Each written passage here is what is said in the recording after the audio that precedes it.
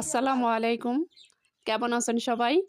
আশা করছি সবাই ভালো আছেন, সুস্থ আছেন এবং নিরাপদে আছেন। শীত মানেই নানা রকম শাকসবজির সমাহার।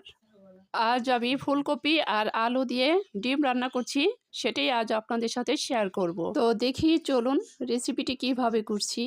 প্রথমেই একটি প্যানে তেল গরম করে তাতে সামান্য হলুদের গুঁড়া আর সামান্য লবণ খুব ভালোভাবে মিশিয়ে নিব। মেশানো হয়ে গেলে এর মধ্যে আমি ডিমগুলো দিয়ে ভেজে নিব।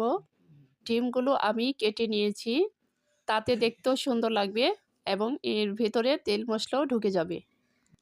ডিমগুলো প্যানে একে একে দিয়ে আমি হালকা করে ভেজে নিব। এ পর্যায়ে চুলার আঁচ থাকবে মিডিয়াম টু লো। ডিমগুলো ভাজা হয়ে গেলে আমি উঠিয়ে নিব। ডিমগুলো প্লেটে উঠিয়ে এক সাইডে রেখে দিব। এভাবে কেটে নেওয়াতে ডিমগুলো খুবই আকর্ষণীয় হয়েছে দেখতে। তারপর এর মধ্যে ফুলকপি এবং আলু ভেজে নেব।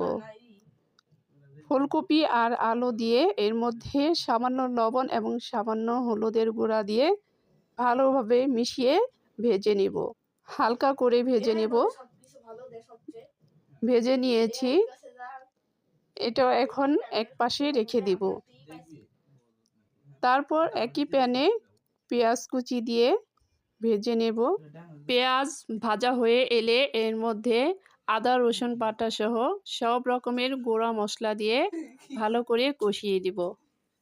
এই পর্যায়ে একটু পানি দিতে হবে যেন মশলাগুলো পুড়ে না যায়। সব উপকরণ ভালোভাবে মিশিয়ে নিয়ে কষিয়ে নিতে হবে।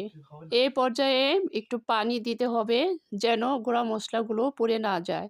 তারপর স্বাদ মতো লবণ দিয়ে মশলাগুলো আরও ভালোভাবে কষিয়ে নিয়ে এর মধ্যে ছিমগুলো দিয়ে দিব। ছিমগুলো আমি আগে থেকেই কেটে ধুয়ে পরিষ্কার করে রেখেছি। তারপর ঢাকনা দিয়ে একটু ঢেকে দিয়ে ঢাকনা খুলে নিয়ে কষিয়ে নিয়ে এর সাথে আগে থেকে ভেজে রাখা আলু এবং ফুলকপিগুলো দিয়ে কষিয়ে নেব। এই পর্যায়ে কিছু কাঁচামরিচ ফালি দিয়ে আরও একটু ভালো করে কষিয়ে নিয়ে পরিমাণ মতো পানি দিয়ে দেব। তারপর ঢাকনা দিয়ে ঢেকে 10 মিনিট রান্না করব। 10 মিনিট পর ঢাকনা খুলে ডিমগুলো দিয়ে দিব। ভেজে রাখা ডিমগুলো দিয়ে একটু নেড়ে চেড়ে আবারও ঢেকে দিব। ঢেকে রান্না করব মিডিয়াম আঁচে 10 মিনিট। তারপর ঢাকনা খুলে নিয়ে ধনিয়া পাতার গুঁড়া এবং ভাজা জিরার গুঁড়া তরকারির উপরে ছড়িয়ে দিব। তারপর একটু নেড়ে দিব। এ পর্যায়ে একটু সাবধানে নাড়তে হবে, কেননা ডিমের কুসুমগুলো যেন বের না হয়ে যায়। এরপর ঢেকে দমে রাখবো আরও 5 মিনিট। 5 মিনিট পর চুলা থেকে নামিয়ে সার্ভ করার জন্য বাটিতে ঢেলে নেব। তো এই ছিল আজ আমার ডিম রান্না।